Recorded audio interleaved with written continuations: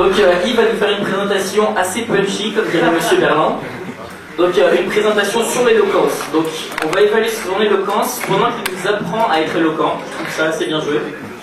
Et alors donc ça demande une certaine préparation, parce que bien sûr il y aura plusieurs choses qui vont entrer en route. Enfin ça va partir dans tous les sens, ça va être vraiment génial. Mais en attendant, moi je dois meubler. Donc ça prend plus longtemps que prévu. Donc alors qu'est-ce qu'on peut faire? Bon, par exemple, il y a quelque chose de très bien. C'est bon? Ah, c'est une vraie blague. Bon. Ah bah nous sommes partis.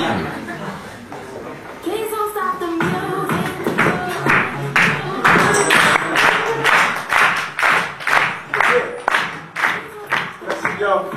Bonsoir à tous. Alors j'espère que vous allez bien déjà. Si j'ai passé cette musique, please don't stop the music. C'est parce que à partir de maintenant jusqu'à la fin de mon exposé, je ne parlerai quasiment que de musique. D'accord? Et je voudrais vous parler aujourd'hui de la voix. Vous avez tous entendu à la télé, derrière ce fond bleu, et ce monsieur qui dit « je suis la voix ». Et je vais parler de la voix, justement, le pouvoir que la voix peut représenter pour un manager, pour vous, manager Québec, vous, futur manager, qui aspirez à le devenir, je l'espère. Alors commençons d'abord par parler un peu de la musique. Alors, je vous ai passé cette musique aussi pour que vous me serviez de cobaye. Et je vous remercie, vous avez bien, vraiment, vous avez bien joué le jeu. Parce que lorsqu'on écoute une musique, on est soumis à deux types de réactions. La première réaction, d'abord, si la machine veut bien fonctionner, réaction physiologique.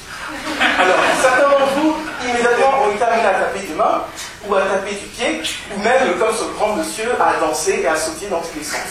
C'est une réaction totalement normale. Vous me direz que danser, c'est pas une réaction physiologique, parce que c'est un acte de décision. Mais détrompez-vous. Les expériences ont même montré que le battement de votre cœur va se fixer sur le rythme de la musique que vous entendez. Et lorsque vous écoutez une musique, première des choses, vous cherchez à savoir quel est le rythme, quel est le tempo, et c'est ce hochement de tête ou ce tapement de main que vous avez tous ici fait. Ça, c'est la première réaction.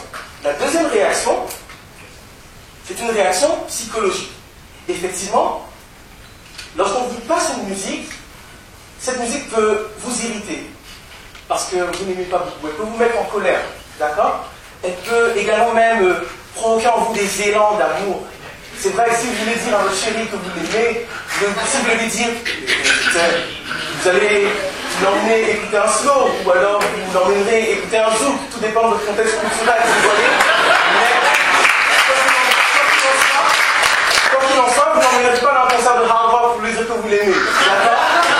Et par ces deux réactions que vous avez, on peut dire vraiment qu'en écoutant de la musique, vous soumettez, c'est le mot, vous vous soumettez à des réactions qui ne sont pas forcément contrôlables, des réactions que vous ne désirez pas forcément avoir. Alors, la musique, justement, c'est... Le point suivant, c'est que le discours, en fait, lorsque je parle, lorsque j'émets des sons, comme ça, à la longue, pendant 1 minute, 2 minutes, à force, en fait, c'est une musique, en fait, que vous entendez dans vos oreilles. C'est une musique qui parvient à vos oreilles. Et il y a des éléments communs entre le discours parlé et le discours et la musique. Les éléments techniques, la tessiture, la hauteur de voix, l'intonation, etc. Tous ces éléments-là retrouvent leur transposition, en guillemets, ainsi, pour parler encore de musique, retrouvent leur transposition dans le langage parlé. Alors, prenez vos appareils de musique. Qu'est-ce qui se passe dans vos appareils de musique? Vous avez une musique que vous écoutez tous les jours, qui ne veut absolument rien dire. Mais vous continuez quand même à les écouter. Vous dansez, et après vous dites, mais c'est vrai, c'est bizarre, ça ne veut rien dire, mais qu'est-ce qu'il a voulu dire ce chanteur? Bon ben c'est pas grave, ça ne veut rien dire, mais je continue quand même à danser. Pourquoi? Pourquoi? Parce que la musique, en l'écoutant, vous cherchez d'abord à avoir un son agréable dans votre oreille. Et la perception que vous avez d'un son, d'une musique, est plus importante que le message que le chanteur veut vous faire passer. Et ça nous amène au couple suivant, le couple pertinence et perception. Et c'est exactement la même chose dans un langage parlé. Lorsqu'une personne prend la parole pour parler, pour vous délivrer un message, vous entendez d'abord la musique de son oreille. Avant de percevoir, avant de voir ce qui est pertinent dans le message. En clair, vous pouvez dire n'importe quoi, mais le dire bien. Et le faire passer. Ça vous choque? Regardez, il y a un artiste qui l'a bien montré. C'est Charlie Chaplin, dans le film Les Temps modernes. Bon, tout le monde a déjà vu le film Les Temps modernes. Tout le monde à la télé, d'accord, je suis rassuré. Et dans ce film, Les Temps modernes, Charlie Chaplin va mimer, en guillemets, ce que Hitler, va mimer un discours d'Hitler, et il va utiliser vraiment l'émotion pour mimer ce discours. En fait, lorsque vous écoutez, Charlot ici dans cette scène, vous avez l'impression qu'il parle de l'allemand. En fait, ce n'est pas de l'allemand, c'est une langue totalement inventée. C'est une langue qui n'existe pas. Pourtant, vous percevez de l'allemand, et vous croyez que c'est de l'allemand, mais pourtant la pertinence derrière est égale à 0. Ce n'est pas de l'allemand, c'est une langue inventée, ça ne veut absolument rien dire. Et il y a un monsieur très intelligent qui s'appelle David Butler, il a dit qu'en politique comme en opéra, ce qui compte, c'est la musique vocale. La musique que vous faites parvenir aux oreilles de votre auditoire. D'accord? Et alors, quel est l'intérêt pour vous qui êtes manager, pour vous qui êtes futur manager? L'intérêt, en fait, c'est, faisons un bond de quelques siècles en arrière. Chez les Grecs, déjà, on discernait l'éthos, c'est-à-dire l'art rhétorique, la capacité à enchaîner les idées de façon logique pour atteindre finalement la raison, l'intellect de votre auditoire, et le pathos, la passion, l'émotion que vous devez faire passer dans un discours.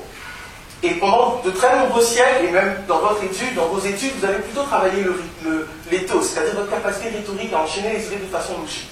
C'est bien, mais on a beaucoup négligé le pathos, c'est-à-dire cette capacité à toucher finalement la fibre émotionnelle de votre auditoire pour pouvoir également faire passer votre message.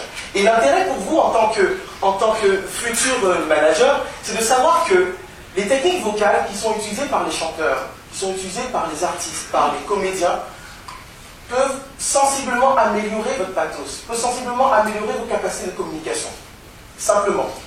Prenons simplement un exemple. Si j'essaie de prendre une voix un peu plus grave, d'accord? Je ralentis simplement le débit de ma voix et je m'amuse juste à appuyer sur certains mots. Si je parle de cette façon-là, pendant 1 ou 2 minutes, vous aurez un sentiment d'autorité. Je vais faire passer un sentiment de certaine autorité. Et si je détends l'atmosphère, ben c'est très simple, j'affiche légèrement un sourire comme ça, d'accord, vraiment un sourire figé, et je parle au travers de ce sourire figé. La note sera légèrement rehaussée, et vous aurez une impression plus agréable, une impression de détente. Vous voyez, simplement, une simple technique vocale vous permet simplement de modifier la perception que les gens ont derrière. Le deuxième point, c'est que ça va vous permettre de devenir un leader charismatique. Alors certaines personnes pensent, et des personnes bien pensantes, disent que le charisme est quelque chose d'inné, soit on l'a ou soit on l'a pas. Mais détrompez-vous, parce qu'en fait, le charisme, ce n'est qu'une succession bête et méchante de différentes techniques vocales, les unes à la suite des autres, et qui finalement donnent à votre auditoire une certaine impression. Et le troisième point, c'est une question de prise de pouvoir. Parce que, j'ai noté cette phrase et je la trouve intéressante, la délégation d'autorité dans une entreprise ne vous donnera pas le pouvoir. Jamais. La nomination dans une entreprise ne vous donnera pas le pouvoir sur les hommes. Ce sont les hommes que vous dirigez qui eux-mêmes acceptent de vous reconnaître comme chef et qui vous donnent un pouvoir sur eux. D'accord? Et cette prise de pouvoir, justement, vous le faites également par le son de votre voix, par votre capacité à rassembler, par votre capacité à rassurer vos subordonnés. Lorsqu'un manager ne comprend pas ces choses, mais ça donne ça. Et regardez ce que ça donne. Ça donne un monsieur en costard cravate, mais toujours en train de tirer sur ses subordonnés. Bon, bien sûr. C'est pas du tout bon parle. Vous êtes le bon manager, nous le savons. Alors ça donne un manager toujours en train de tirer sur ses collaborateurs. Pourquoi? Parce qu'il ne sait pas encore que dans sa voix, il a un pouvoir justement pour pouvoir rassembler les gens, pour pouvoir rassurer ses collaborateurs. Et il n'a pas trouvé d'autre solution de se faire obéir que de tirer à bout portant sur ses collaborateurs. Alors, juste pour terminer, je voudrais juste partager des bibliographies avec vous, hein, si vous voulez creuser un peu le truc. Bon, il y a des trucs vachement sérieux, des thèses que vous n'irez jamais lire, bien sûr. Et puis, il y a quelque chose aussi que vous pourrez faire le samedi soir, en 20 minutes. C'est un épisode des Simpsons. Bart Simpson fait son boys band. Oui, mais rigolez pas. Parce que dans cet épisode des Simpsons, vous retrouverez quasiment presque tout ce dont j'ai parlé. Vous verrez en fait comment l'armée américaine elle-même va utiliser le son et va utiliser une simple musique pour faire passer un message de propagande. Alors, vous passerez, je l'espère, un bon moment avec vos frères et sœurs, ou même vos enfants, et vous pourrez réfléchir à toute la symbolique et toute la philosophie qui se cache derrière les blagues de Homer Simpson, et je vous remercie pour votre attention. Yeah!